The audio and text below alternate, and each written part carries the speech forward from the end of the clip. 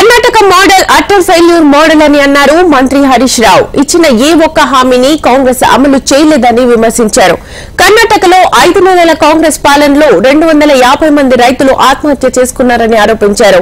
రేవంత్ రెడ్డికి వ్యవసాయంపై అవగాహన లేదన్నారు. ఇలాంటి వ్యక్తి తెలంగాణకు పీసీసీ అధ్యక్షుడిగా ఉండటం ఆ పార్టీ దురదృష్టకరమన్నారు. రేవంత్ రెడ్డి గారు కూడా మన ఇక్కడ ఏమన్నాడంటే మొదట్లో ఈ కాంగ్రెస్ వాళ్ళు ఏమన్నారు, మనంతా కర్ణాటక మాట్లాడతారు. కర్ణాటకలో 5 గ్యారెంటీలు అద్భుతంగా చేసినా రేపు తెలంగాణలో 6 చేసి పారేస్తామన్నారు. కర్ణాటక ఇవాళ దేశానికే మోడల్ అన్నారు. తెలంగాణ ఎన్నికల ప్రచారంలో కర్ణాటక ముఖ్యమంత్రిని ఉప ముఖ్యమంత్రిని తెచ్చి మేము అద్భుతంగా కర్ణాటక చేసి పారేసినాం, రేపు తెలంగాణలో కూడా కర్ణాటక మోడల్ చేస్తాము అన్నారు.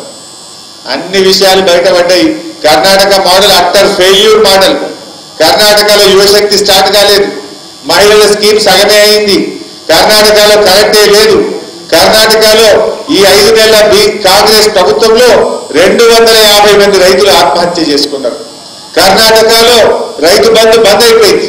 గతంలో ఎకరానికి 4,000 రూపాయలు రైతులకు ఇచ్చేది ఉంటే ఇవాళ కొత్తగా కాంగ్రెస్ ప్రభుత్వం వచ్చినాక రైతు బంధును బంద్ చేసింది. 24 గంటలు ఇచ్చే తెలంగాణలో 5 గంటల కరెంటు కర్ణాటకలో ఇస్తామంటే మరి నెత్తి నవ్వాలనా ఏడవాలనా?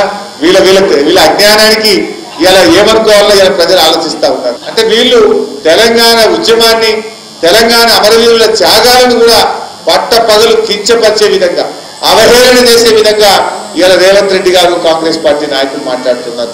10 HP మోటార్లు ఉంటాయా తెలంగాణలో? ఈయన మాట్లాడతాడు 10 HP మోటార్ పెడితే 3 గంటల కరెంట్ ఇస్తే చాలు 3 ఎకరాలు మారుతుంది అంటాడు. ఇటువంటి అవగాహన లేని వ్యక్తి, వ్యవసాయం తెలియని వ్యక్తి, హార్స్ పవర్ అంటే అర్థం తెలియని వ్యక్తులు ఈ రాష్ట్రానికి పీసీసీ అధ్యక్షుడిగా ఉండడం అది ఆ కాంగ్రెస్ పార్టీ దురదృష్టం అని నిజంగా చెప్పాలి.